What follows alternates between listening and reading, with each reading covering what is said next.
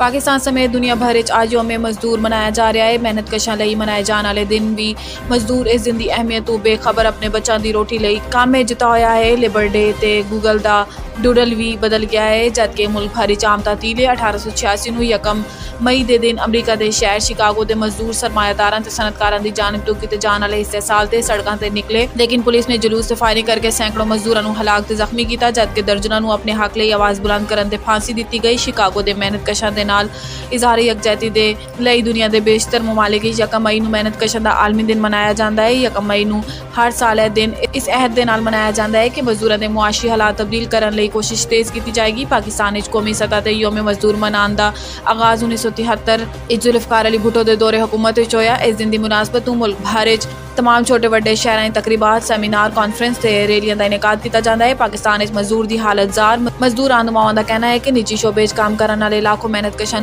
अज भी सेहत की सहूलत समेत सोशल सिक्योरिटी तक दस्तियाब नहीं। हुकूमत की जानी तो कम अज़ कम उजरत लई ऐलान ते अमल दरामद नहीं हो रहा। इन्हां दा मुतालबा है कि कौमी सूबाई असैम्बलियां समेत सैनेट मेहनत कशां की नुमाइंदगी के बगैर मजदूरों के मुफाद कानून साजी नहीं की जा सकती ते तमाम सियासी जमातां नूं मजदूरों लई मखसूस नशिस्तां मुख्तस करनियां होणगियां।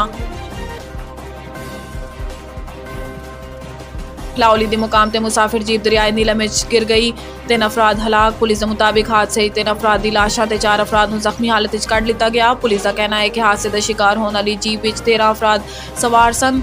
6 अफराद की तलाश लई हादसे के मुकाम ते पाक फौज ते पुलिस का रेस्क्यू ऑपरेशन जारी। डिप्टी कमिश्नर के मुताबिक जीप सवार 11 सियावां का ताल्लुक लाहौर विचों सी।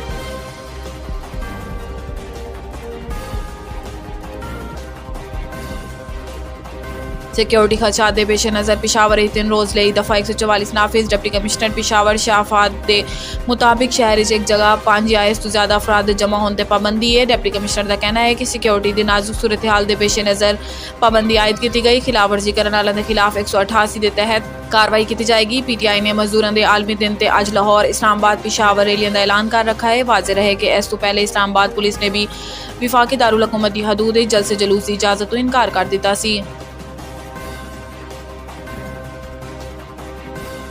लाहौर इलेक्शन कमीशन ने आज रैली के खिलाफ इमरान खान को नोटिस भेजता। डिस्ट्रिक्ट मॉनिटरिंग ऑफिसर लाहौर ने चेयरमैन तहरीक इंसाफ इमरान खान को तहरीरी नोटिस भी भिजवा दिता। डिस्ट्रिक्ट मॉनिटरिंग ऑफिसर की जानिब तो इमरान खान को भिजवाए गए तहरीरी नोटिस किया गया है कि लेबर डे ते तुहाडी क़यादत लिबर्टी चौक नासिर बाग तक रैली निकालन तो मालूम होया है। जल्द से जुलूसां ते रैलियां लई ज़िला इंतजामिया तो इजाजत लेना जरूरी है। नोटिस किया गया है कि सियासी जमातां उम्मीदवार रैलियां ते जलसा तो कबल ज़िला इंतजामिया को आगाह करने की पाबंद है। पेश की इजाजत के बगैर रैली निकालना इलेक्शन कमीशन के ज़ाब्ता इखलाक की खिलाफ वर्जी है। गुजरावाला साबिक गवर्नर पंजाब उमर सरफराज चीमा के खिलाफ अगवा का मुकदमा दर्ज। उमर सरफराज चीमा ते तनवीर सफदर चीमा के खिलाफ मुकदमा थाना गखड़ मंडी अगवा ते दीगर दफा के तहत दर्ज किया गया। मुलजिमान ते मुदई खातून के दरमियान ज़रई जमीन की मलकियत का तनाज़ा चल रहा है। FIR इल्ज़ाम है कि मुलजिमान ने गंदम की फसल तबाह की, ज़रई जमीन के गए तशद्दुद किया गया, अगवा की कोशिश की गई। वकूआ उमर सरफराज चीमा ते तनवीर सफदर चीमा की इमारतें होया।